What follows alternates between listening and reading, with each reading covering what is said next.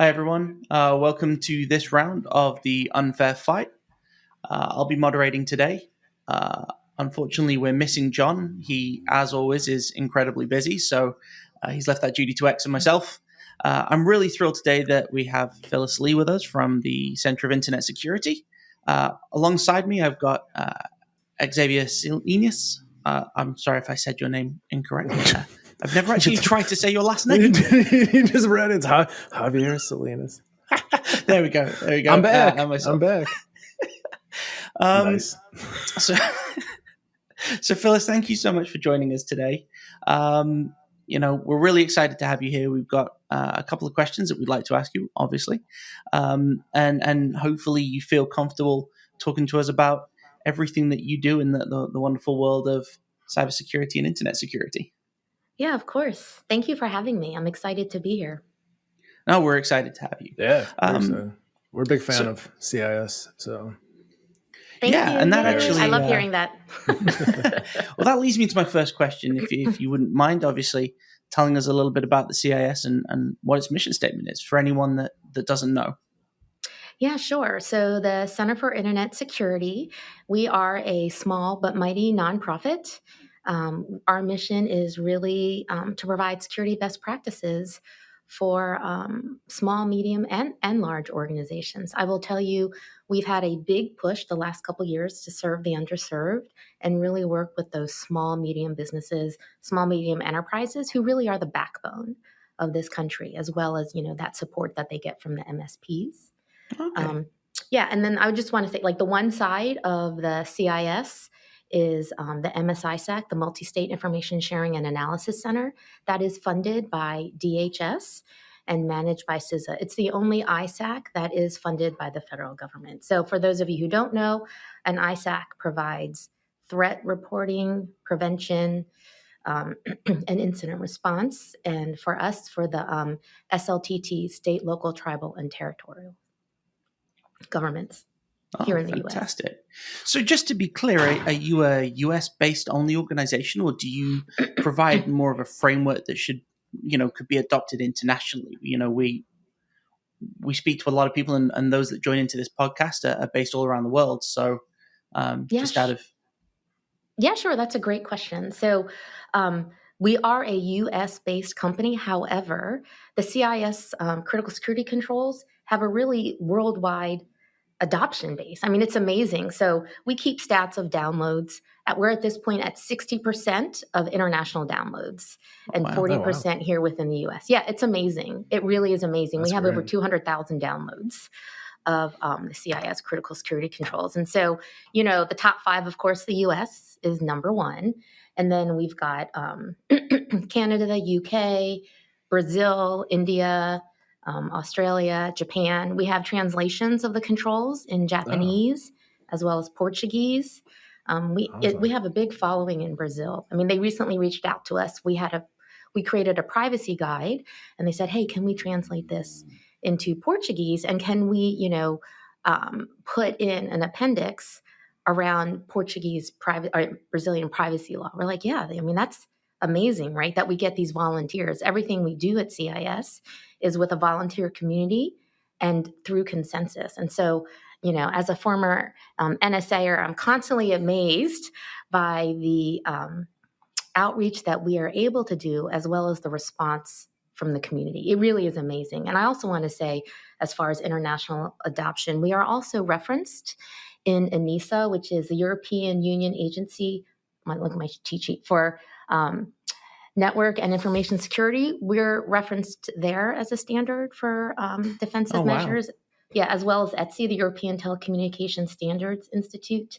The CIS controls are referenced as a means of implementing, one of the NIST directives over there. It is great. It is great that, we have such a huge worldwide adoption. And I think that speaks to the strength of the controls, the fact that we're not a regulatory framework, we're not mandated, we're not NIST. However, we are comprised of, procedural and technical controls that defend networks, regardless of where you are. you need to defend your network. You need to know your network environment, know what's on there, know where your sensitive data is, and then apply these security controls and safeguards, regardless of where you are, regardless of what vertical you're in, that can defend against top threats. Yeah, no, I think that's really great. I think, there's a misconception sometimes with the security industry as a whole that, companies and even nonprofit organizations are just trying to make money. It's a very expensive industry and expensive for a good reason, both from an upfront cost as well as the actual cost of being targeted and attacked. But it's amazing when you see organizations like the CIS who are really just about getting the information out there, about sharing that information and trying to help people help themselves. And I love that. I think it's amazing. And the translation from, like Phyllis was saying, from small up to enterprise. I mean, this is like, things that's relevant to all of them. Yeah. It really is. And, we created the community defense model a couple of years ago, and what the data showed us, and even with the Verizon data breach report, we looked at worldwide reports like Anisa, Verizon, CrowdStrike, a bunch of different threat reports. And the data is showing us that regardless of where you are, regardless of what vertical you're in, and regardless of what size you are, everyone is subject to the same threats, right? And everyone needs to implement the same safeguards to defend themselves against those threats. And so how you implement them may depend on how big you are, the different tools, et cetera. But, regardless, they need to be implemented. And of course, if you're subject to different regulatory frameworks, then of course you have to implement those controls and those frameworks. No, the fine print. Yeah, exactly. Little asterisk. So if you don't mind me asking, you touched on that you're a former NSA. Yes. I did obviously a bit of background reading because I'm interested. As soon as I saw your name, I was like, I'm really interested to know. So moving to the CIS, I guess that was a big change from looking at malware and the work that you've done on malware visualization and the cross there. I come from an AV background. I love malware. Not for the reason that, I love writing malware. It's just very... Not for the NAR ones. Tell us more. Just a malware connoisseur. Yeah, that's it. Frames it. This webinar has taken a strange turn. I've got different USB sticks with different variants just dotted around my office. No, but I'm really interested to know really what prompted the change and that background. I mean, it seems like a very big shift to go from that kind of work to protecting networks and trying to help the world. Yeah, well, the bulk of my career at the National Security Agency was spent in defense. And I did do a lot of work in security automation, trying to unite, some big agencies, DoD, NIST, DHS, in a security automation strategy to help solve the problem of what's on my network. Is it patched? Is it up to date? Like these things that we as security practitioners, state all the time. Keep your software up to date, patch. Don't use end-of-life software, et cetera. These are the basic things that organizations really need to do to help defend, right? You always see, the patch was out. Why didn't that organization patch? And then they were compromised. And, after 25 years at the National Security Agency, there are a couple things. Number one, it was a great place to work. I love the mission. I love the people. I did want to have a little more flexibility in my schedule, and I get to telework here at CIS. But also, I wanted to make sure that where I went, I could still support that defensive mission. That was very important to me. And so CIS was the perfect landing spot where we give everything out for free, like you said. We get to interact with all sorts of organizations and update our guidance, improve it, and really try to make a difference on that prevention side. What are the basic things or essential activities organizations need to perform to defend against real-world threats? And it's easy to say, hey, patch, why aren't you patching? But it's harder than what we make it to be, right? Mm. I mean, we're always like, if they only had patched. darn Right. it, you know. And so why is patching so hard? What is it that we can do from the CIS side to make that easier? Why is it so hard to know what software is running on your network? I mean, I could go on and on about that, but you know, like what we need to do, et cetera, et cetera. But I love the fact that at CIS, we do have that opportunity to try to make that difference. Of course, we still need to work with the U.S. government and NIST and try to get these best practices in place and try to do something that's practical versus, you know, something whiz bang. And, you know, not that AI and ML is not exciting and not that it's not useful, it is. But what is it that is achievable for most organizations? Well, that's Right. it as well. I Yeah. think the argument that if you put the correct security practices and standards in prior to the AI and the ML model and all the protections that happen after your network is compromised, you're really reducing that attack surface, and that's the biggest win for any organization, right? Is bringing that attack surface down and making it as difficult as possible to even get a foothold. Exactly. Do you ever miss looking at malware though? It is fun, right? Like you know, I feel kind of like that old fogey now. People are like, "Oh my gosh, did you hear about this?" And I'm like, "Wait, let me because Not yet. you know, what do you think about this? Who do you think is behind this and all this kind of stuff?" So I do miss those, you know, kind of fun, exciting times and just you know, That stuff runs at working. breakneck speed, though. Like you said, it's always on to the next. It's always changing, the next right? thing, Yeah. the next thing. You know, It is. And if you're not like glued to some threat feeds or Twitter or something like that, where everyone's chatting about it, you're like, oh, already behind. Absolutely, Exactly. Moves quick. Exactly.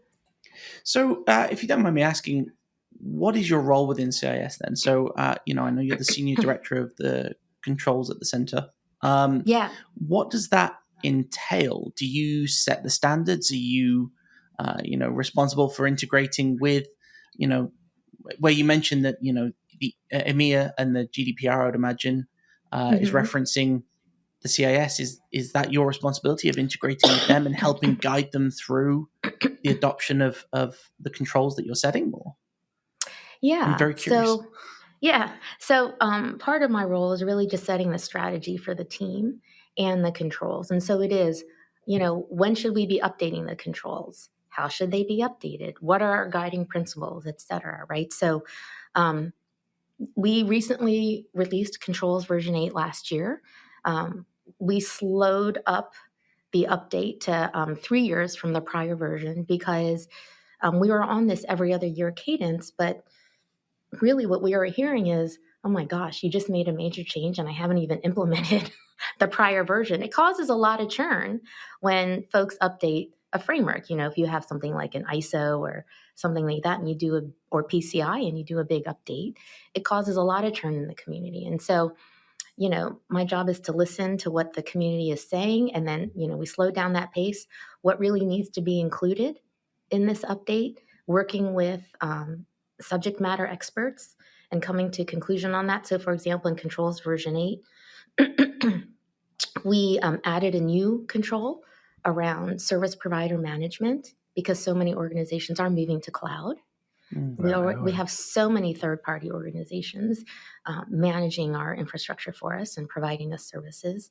Also, realizing that, you know, the end of your network is at the end of your user's fingertips. I heard that somewhere, and it's so true. So prior, the controls were really organized by who manages it, right? It was like, oh, you have your network admins, and then you have your regular admins who are doing, you know, your endpoints.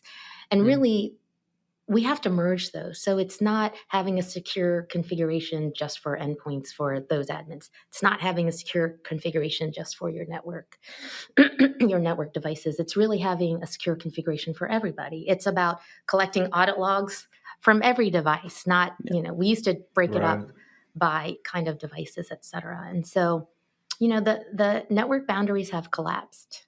You know, we're borderless, we're hybrid, we're doing all these things. Yeah, it's time for those updates. And also convergence with a network. Yes. Yeah.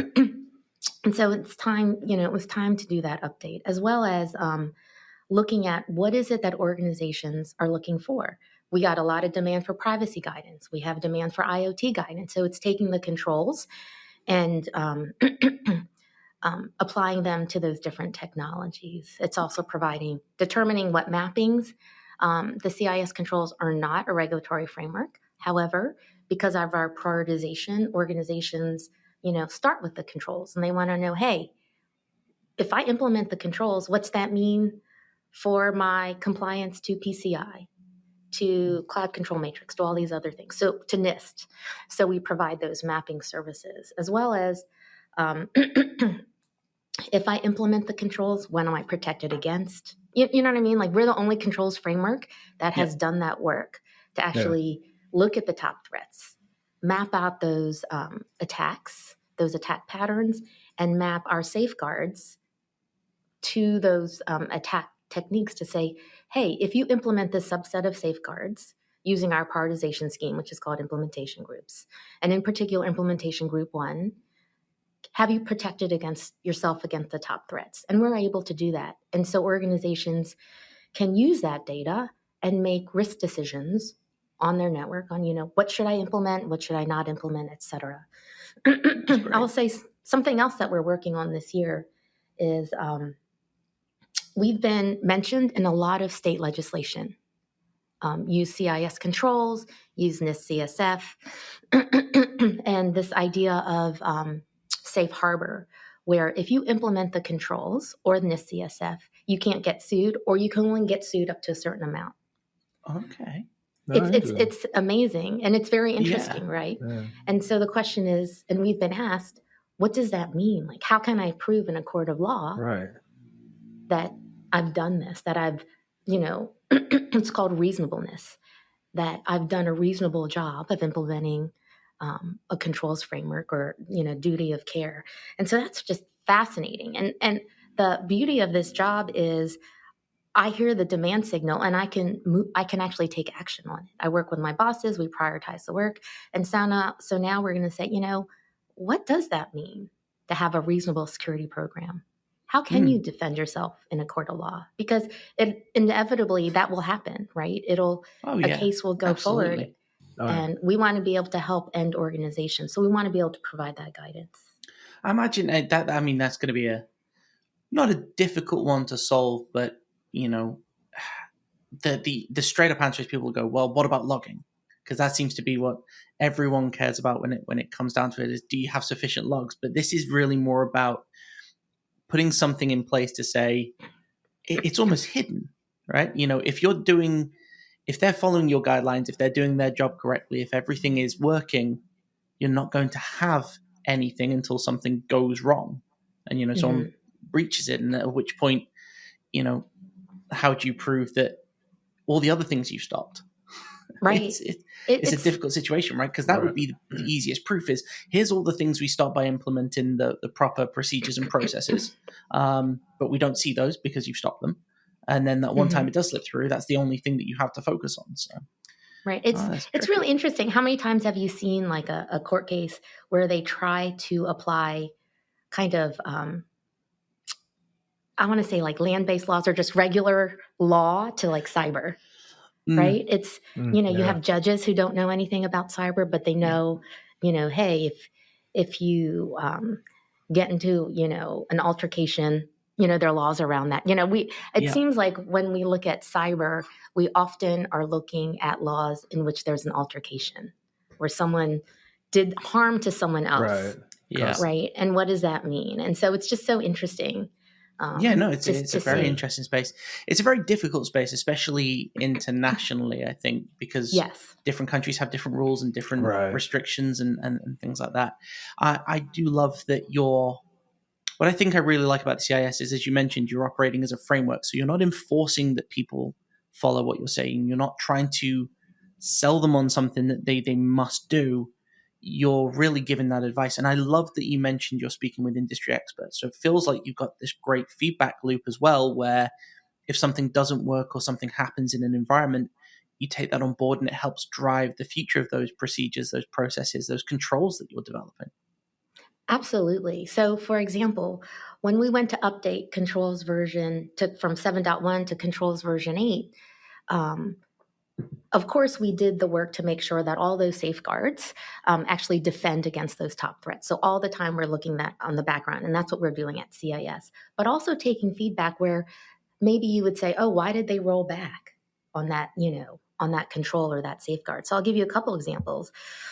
One was on NTP servers. The prior version said, excuse me, you must have 3 NTP servers. And then I went and read the IETF RFC, and it said, oh, you must use 4 NTP servers, because if one goes down, then you default to the recommended 3. And then when you canvass everybody, no one's using 3, everyone's using 2. Across the board, every single organization that I have talked to, regardless of size and vertical, has said, yeah, we use 2. And then I canvassed the editorial panel who helped create, and they're like, yeah, we use 2. And I was like, why do we even have 3 in here? Why create something that no one is doing and, something that no one can meet then? Right. And 2 has been good enough for all, decades and decades. So, we rolled it back to that. As technology has advanced, we had used a separate workstation to administer your networks, right? That's a big one there. Yeah, and no one was doing it because it's too expensive. Yeah. And they're like, well, can I just virtually separate myself? Can I use a VM? And it's like, yes, if this is, good enough and what people are doing until the data shows us otherwise, let's go with that recommendation. Yeah.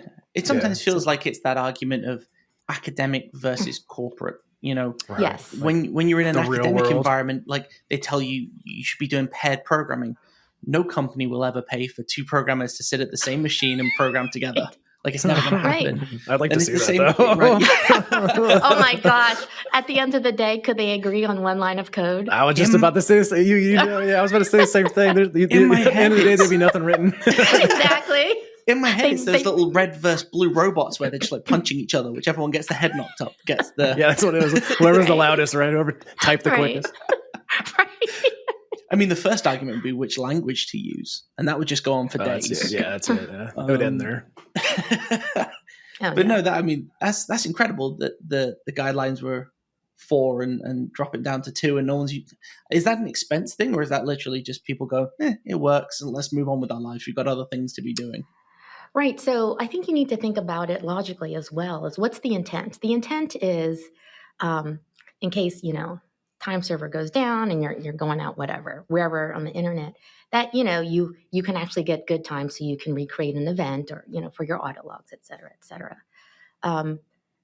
We could say that we're using 4 NTP servers, but are you really meeting the intent? Are you going to 4 different NTP servers so that literally the 4 different locations so that in case one fails, you're at 3 different NTP servers across, the organization. And really, people were only doing that even hopefully for the 2. Honestly, it's what's the intent, what's the goal, were people actually meeting that goal? And we're forcing a requirement in which, people weren't really having to do that because they weren't getting those failures, right? They were able to do what they needed to do on their network. So I think that you do have to do some practical things. And like you said, I like the IETF. I've worked in the IETF. They do great work, but 4, just in case you get down to 3. Yeah. That is a never-ending argument, right? Yeah, it's going to be a never-ending argument for I think anything, isn't it? Especially all of these things do get quite expensive. The running costs building them for anything. So I'm really interested to know your thoughts on this. We've talked a bit about the deployment of the standards and practices, and you talked about that you're operating internationally, but you're primarily focused in the US. Are you ever concerned that what you're recommending might misalign with the likes of EMEA and APAC, and make it a little bit more difficult for global integration of, say, organizations? Because a lot of organizations now, especially big enterprise, are operating almost a follow the sun model. They're up and working 24/7. The best practices that might be applied in the US would be completely different to maybe some they follow in APAC. And does that open them up? And What are your thoughts around that? Yeah, that is a great question. So I would say, excuse me, right now, I think we're okay because we make sure that the best practices that we recommend in our safeguards and controls really are focused on mitigating attacks. And we've done the work to show that those attacks are affecting all organizations. Those top 5 threats that we've looked at in the community defense model are affecting all organizations regardless of where you're located and where what your size is and what your vertical is. So I feel good about that we keep on doing that work constantly to make sure. And that's also really pushes and informs our prioritization. I would say where we do differ, such as privacy, and we did have high demand for a privacy guide, we did create a separate companion guide, knowing that we did look at GDPR, we looked at CCNA, was the California law, and then recently, of course, the Brazilians asked us if they could create an appendix for their law, knowing that, yes, what we recommend in that guide will differ depending on where you're located. It'll actually differ by state as well, because the states here in the US have different privacy laws. So for the most part, when we make our recommendations, we try to not go into those kind of specific nation, really legislation and law is really what it comes down to, because I do believe strongly that all of us are facing the same threats and we all need to engage in the same best practices, regardless of vertical or location. Do you, just out of interest, do you find are governments potentially coming to you first before they update or implement their privacy laws, or do you find that they're maybe engaging with you as not an afterthought, but after they've said, look, we're going to implement this privacy law and then we need to set the practices? And I pull specifically on, say, the GDPR, because I feel like the idea is absolutely fantastic in principle, but maybe the application initially didn't go the way it was meant to. Right. So governments certainly don't come to CIS for advice. What ends up happening, though, is that end organizations come and they say, oh my gosh, we're using the controls. How can I be compliant with GDPR? Oh my gosh, this executive order came out. How can I be compliant with, Biden's latest executive order, where TSA is now putting requirements on organizations, et cetera. And so that's typically what ends up happening. And we look at that and we say, okay, let's boil this down to what are the practical things that you can do. And I love what you were talking about with GDPR. And I was saying this as well to someone. There's the intent, and then there's meeting the letter of it. Right. And so what ends up happening, and I don't want to call out any organizations or any executive order or any law, is that companies scramble to meet the letter of the law. Right. Yep. Because it's like, you have 6 months. You have 6 months to make sure that this happens. And everyone's scrambling because no one wants to lose business. No one wants their website to go down, et cetera. And so, yes, when you talk about how sometimes things miss the mark, is because that's what happens. Legislation comes through, companies have to scramble, and they have to kind of tick that box, just like all those multiple regulatory frameworks that people are subject to. Yeah. But it sounds like you keep working business. You, and by extension, the CIS is working really hard to help bridge that gap between that following the letter of the law and the actual intent behind it. Because really, that's what it's going to come down to, is when something goes wrong or something he's doing, people care about the intent, or at least the outcome of it. When something goes wrong, they'll go, well, you might have followed the letter of the law, but the intent behind this, you didn't follow the intent. Don't just, feels like, and I'm going to put this out there, don't just put a tick in the box. Yeah. Really, engage and think about why these things have to happen, because it's important. And it sounds like the CIS is really helping understand why the box is getting ticked. Absolutely. And that's what we're trying to do. We have our high level control followed by subsequent safeguards. And those safeguards, we really try to make prescriptive, kind of one ask per safeguard, to show organizations, what does it mean to meet this control? What does it mean to have enterprise asset management, right? Not just say, do good enterprise asset management, Yeah. have a good software asset management program, right? It really is what comprises that. What is the intent of meeting this control? And so we have those prescriptive steps below every control to show organizations, this is how you can really implement this control properly. Okay. Because, yeah, I mean, a lot of security vendors out there, MDR, EDR, XDR, they're going to try and follow these recommendations to help their customers. And I know that you have a history in security automation. So I'd really like to know your thoughts on XDR if you're willing to share them with us. Yeah, sure. So first I'm going to go back to, my love is we really need standards. We really need standards for organizations in order to really be able to share in an effective way. And so when I was at the NSA, we called it free the data, right? So you have a solution on your network, but it's behind a proprietary interface. And how are you going to get that data? Perhaps you have a solution that will suck in and scoop up all the other data, but you still have to use their proprietary interface. And so it gets expensive. It gets expensive for organizations to try to look at their own data when it's sitting behind a proprietary interface. So this is my pitch for our community. Let's try to make that demand for standards. We need a standard interface. We need a standard way to communicate. XDR promises that, hey, the dream, one single dashboard to rule them all so I can manage my network from a singular dashboard. Lights are going to light up. I'm going to know when something single pane of bad happens. glass. Yeah. And how do you get there, right? At some kind of reasonable cost. You really need those standards in place. Otherwise, it's really a negotiation between the different tools. Yeah, I think you touched on something there that is quite close to my heart when it comes to XDR, is having a standard across the industry. Because quite frankly, XDR is nothing more than an extension of the EDR, where you're throwing in more data into that central location. And the difference between two different XDRs can be the difference between the Earth and the Moon. Exactly. You could throw in some, we monitor DNS queries, and that's enough to call it XDR because it's not just endpoint detection. We're looking at networking as well. Whereas the other one could have, say, full introspection of the network packets. Well, that's a big difference. I think having a standard for what comprises XDR, it would be super important. But that's the same across everything.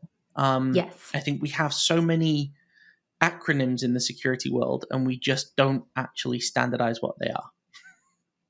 I agree. Like MDR? Yeah. I mean, all the DRs, right? Yeah, exactly. I mean, SIEM and SOAR, XDR, they're a little bit interchangeable, because they're kind of all promising the same thing. Perhaps one industry is more mature than the other, so it's more feature rich, right? Yeah. But you have to start somewhere. XDR is starting where they are. There are those bigger companies, those SIEM and SOAR, saying, "Oh, we provide XDR as well." Yeah, right. I think what's really important is, as much as I criticize the lack of standardization, it's really important that companies keep pushing the boundaries and trying to develop these tools. And if you're developing an XDR solution yourself that has new features and new capabilities, then I fully endorse it. I think it's really important that we as defenders try and match the pace of these threat actors, the ones that are, being as agile as possible. They're developing new capabilities all the time. We need to be doing the same thing. I would love to see at least, I want to say standardization, maybe some more honesty around the products that are being pushed out there sometimes. Do you think that you mentioned SIEM and SOAR, do you think XDR will try and unite the SIEM and the SOAR together, or, with that one centralized dashboard, or do you think its aim is to try and replace them and will do away with the standard, security automation and what it is today? I mean, I'm a little bit cynical after my years working security automation. I think everyone wants world domination. I think it'll be interesting to see how it goes, because you already have a more mature industry in SIEM and SOAR. And I think it's easier for them to scoop up XDR than it will be for XDR to scoop up and take over a Siemens source. So Okay. that's just my personal opinion. I would love to see, that single pane of glass. I would love to see the market force tools to work together, Yeah. force That would be standards to great. come into play. I mean, we need to demand that. I would love to see that. I think it's hard. For organizations to do that sometimes when they're already deeply embedded and invested in a Right. solution. I think what is interesting though is while we don't necessarily have one central sharing space between organizations, it certainly feels like security researchers at the moment are doing everything in their power because it is realistically a very small community, and a lot of the times you'll work for one company and then you'll go and work for their competitor, and it doesn't mean anything. At the end of the day, it's a job. You're still following your passion. It does feel like security researchers now are trying to put out as much information that they can share that will integrate with other systems. You see Yara rules being shared out. Right. You might not necessarily get the crown jewels of a company, but you will get enough for implementing in your systems for detection purposes. And I'm glad to see that. Is that in your mind steps in the right direction, or do we need more? And No, where do you think the buy-in has to come from? Is it at the executive level to say, look, we need to give more away for free, or is it security companies need to do more research and start sharing in a bit more of a proactive way?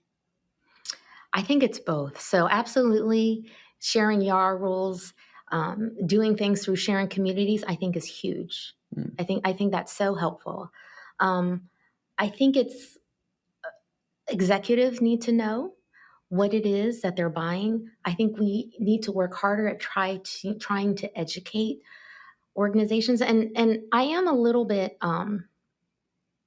not quite clear on how we can do that, right? And so Right. what ends up happening is you do get locked into a single vendor solution because it's easier. Mm. Everyone's trained to Right. use that solution. Everyone's trained to use that dashboard. Maybe you even have an expert on site. You're programming, you're getting the data out the way you want it to be. And so often, I have worked with these big Fortune 500 companies and I'm like, well, what tool do I need to buy?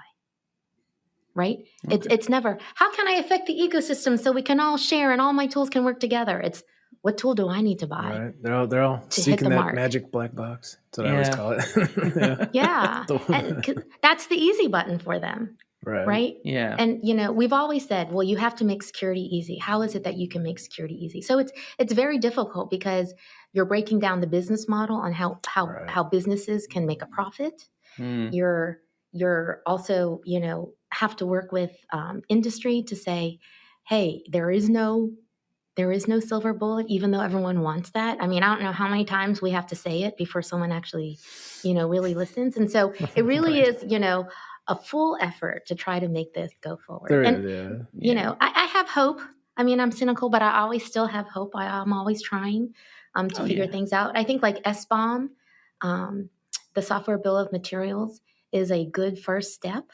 I think we need to work on that more, but I'm hopeful when things like that kind of hit the streets. While it's immature and not necessarily where it needs to be now, it certainly can evolve to help us. No, that's great.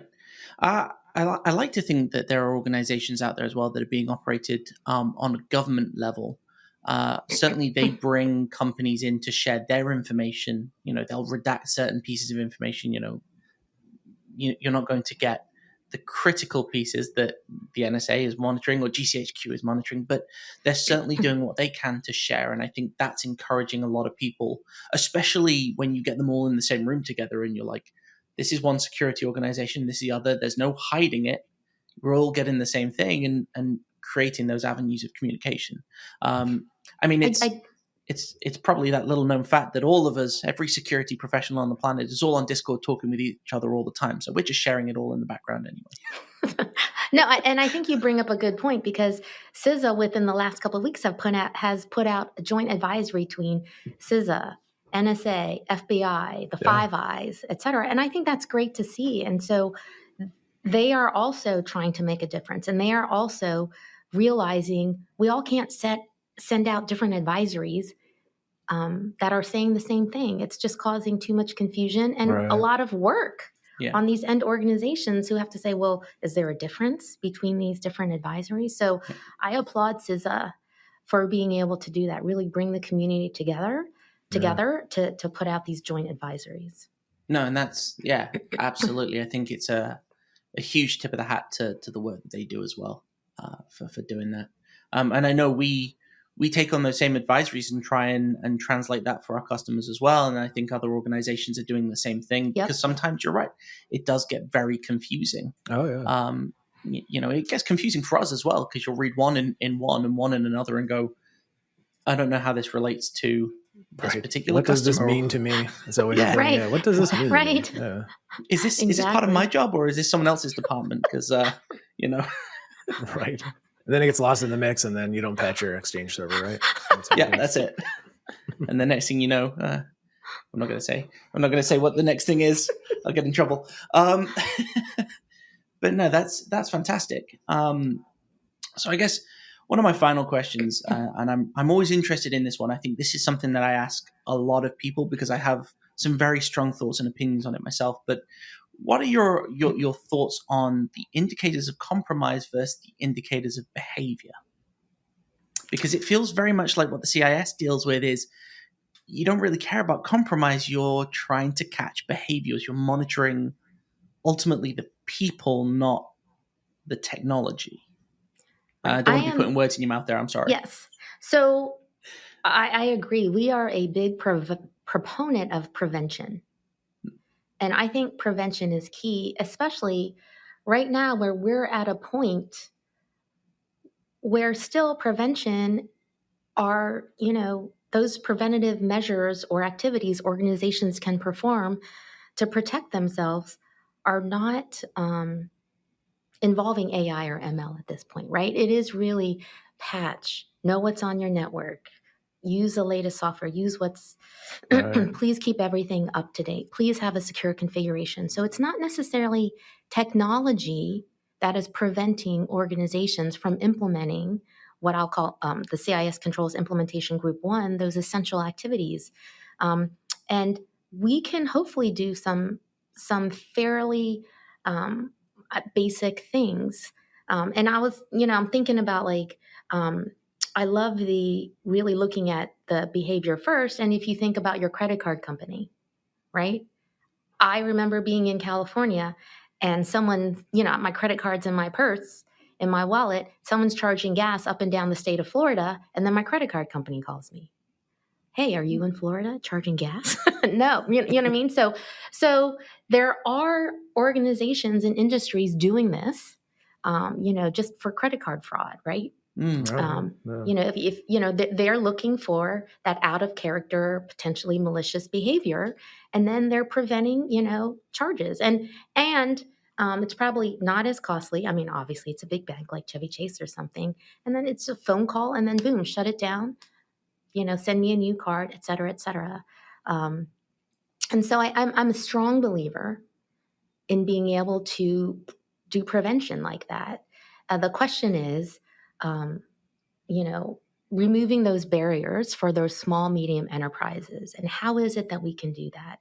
We've been really working hard at CIS on trying to figure that out. Is there additional guidance? We're creating templates now for those safeguards that require you to have enterprise asset policy and procedures. It's organizations who have never done that are like, well, what does it mean to have enterprise asset inventory? What does it mean to have software? What process am I supposed to be following? Yeah, I mean, it's very surprising, isn't it, when you're dealing with maybe smaller and medium enterprise, how few of them actually monitor what software is running in their environment and what is okay to be run in that environment. I know some larger organizations, they make you sign a waiver saying you're not going to install video games on a system, you're not going to install music apps, but they never really follow up on that when it happens. I was once doing some work for a company that shall remain nameless, and when I was looking at it, I was like, by the way, we found Skyrim on this one computer, and I know that your security policy says no video games. And it was actually the CISO who turned around and went, yeah, that's my device. We'll ignore that one. I was like, oh, okay. I'm not going to argue with you, but come on. He's got stuff to do. I think, stressful job. And some days you just want to kill dragons. Yeah, that's what I say. He's got stuff to do. He's got words to shout. That's it. That's it. But I'm a big fan of looking for behaviors over necessarily looking for compromise. I think we're moving with the state of threat actors and the work that they do. It's no longer enough to say, well, we saw someone contacting this IP address. We saw someone logging in from this one address. They move infrastructure so fast, right? Exactly. Like, these days, it's so easy I can spin up a server in seconds in the Netherlands or anywhere. It's so fast. Yeah, that's it. But it's really about, as you said, companies have already been doing this kind of work for years. Credit card companies are especially good at noticing credit card fraud. Well, they've got models and practices that can really be applied to the work that every security organization does. And you know. It doesn't have to be super complicated. No. And I mean, it could probably be a good summary on that, right? It doesn't have to be that hard. Yeah. I mean, we want to do like these kind of, in the movie, futuristic. Right. Reading Jack Black is moving the ones and zeros are going across the screen. Be like, got it. I'm doing amazing things on the fly. But it could be, what time does Phyllis log in every morning? Did she badge in? When did she badge out? Right. Is she on vacation? You know what I mean? Like some kind of basic type of analytics versus something super exciting and like super sexy. I mean, it's not that indicators of compromise are not important. They are important. Right. Of course, but these preventative behaviors or just, doing those basic or essential cyber hygiene type things are also equally important, if not more. I do believe in prevention. I think indicators of compromise, really, they need to roll into that behavior. The mindset of security now needs to shift towards behaviors and compromise. Indicators of compromise comprise those behaviors. But, it's interesting times. I think the big important thing is that, everyone just has to be really cynical. If you work in security, you have to be a cynic. You have to be. Distrust everyone. But it's wonderful. I think that's how the zero trust architecture came around, right? People Maybe, were sitting in the room going, came around the mindset. Don't really trust anyone. Maybe we should just distrust everyone that tries to access. What should we call this? Zero trust. That's one exercise you don't want to be falling back into a group of people. At some point, you do have to trust your users, though. It is bad for morale. I mean, Oh, yeah. But there comes to a point where you're just like micromanaging what they're doing. Sometimes there's a fine line. 2FA every 10 minutes. There's a fine. Oh, can you imagine to get your email? It's just a prompt every 10 minutes. Is this still you? Yes. Yeah. Type your code. That's funny. Oh. Yeah, I wonder if someone out there has actually tried that and gone, yeah, this will work. Well, you just gave them the idea, so I'll try it on you, Dave, and you can be the test subject. We'll implement a 10-minute FFA for you. This is another one of those ones where academically it sounds like a great idea. Practically, it's not going to work. Please don't do that, especially you. Right. Don't do it. So an example would be when we all went to 16-character passwords. There were researchers that did research that was like, you don't get more entropy in a 16-character password than you would in an 8-character password. Yeah. Why? Because 16 characters ended up being too long. So people were just repeating or putting down the caps lock key. Yeah. I mean, it's just like, it and do it. Yeah. And so you never really got what you thought you were getting. Right. Yeah. So more better is not always more better. It's, what is the actual intent? What is your end goal?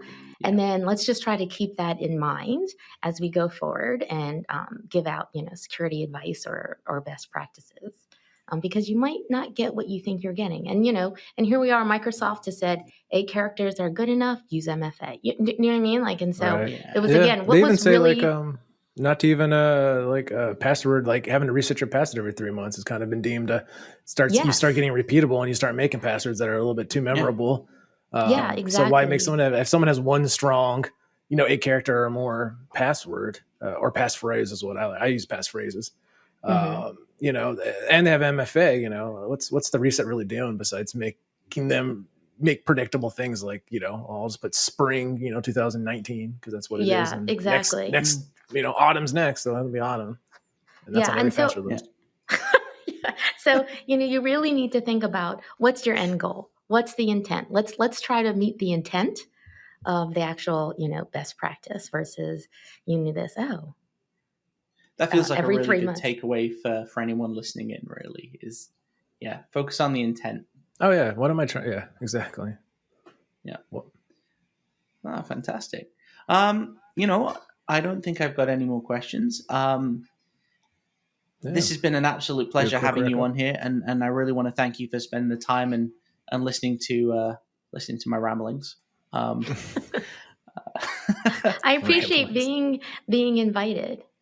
No, this is fantastic, and I think we'll make sure that for anyone listening in, we will have links to the CIS on the podcast, especially on the YouTube channel, so that anyone that's interested can go there and find out more information. And I fully encourage that for any organization that's watching. Please check out all controls, benchmarks. They're they it will make your lives a lot easier in the long run, right? Yeah. Prevention first will save you a lot of money in the long term. Oh yeah. Yes, thank you. It's kind of like remember those Smokey the Bear? I don't know, you're kind of young. I'm older. Smokey the Bear, prevent forest fires. Oh yeah. Yeah, I remember Smokey the Bear. Yeah, I lived in America for a few years. Only you can prevent forest fires, though. Exactly. Yeah. Only you can prevent cyber intrusions. That's right. You should get like a mascot. Yeah. I remember when I was growing up, I'm from California, and so we used to have over one of the bridges in my hometown, there used to be a Smokey the Bear with a sign that's like, fire, only you can prevent forest fires. And you'd have like a fire warning, like it's always high because I'm from the desert. So it'd always be a high fire warning every day. And every time we drive past it, and my parents always joke with me, he's like, let's see what the fire level is. It's high again. It was always high because from the desert to California, it's never low. That's funny. It's true. I think it's a good idea, though. I think we do need a, prevention first mascot. The prevention first mascot. Only you can prevent threat actors. Well, we could say like, only you can prevent phishing attacks. There we go. Don't click. Yeah, that's it. Maybe we should just get Cybercat. There's put him out there in the world. There's another. They're going back to my sign in my hometown. Is always the threat level will always be high. There's like this cat with like all the hair sticking up. You know what I mean? The tail straight. That would be like threat high. Threat high. Yeah, threat is always high. Never changes. A static high. Right. It's been there for so long. The sun's faded it. If it's low, the cat can be resting. Yeah, the cat never gets to sleep. High blood pressure. It's just holding a cup of coffee in one hand and shaking. Now we're getting too real. As he sips his coffee. That's funny. No, again. So, Phyllis, thank you so much for joining us today. It's been an absolute pleasure. And I look forward to talking to you again in the future, hopefully. Yeah, great. Thank you. It was great meeting you guys, and it was great talking with you. Thank you. Thanks a lot.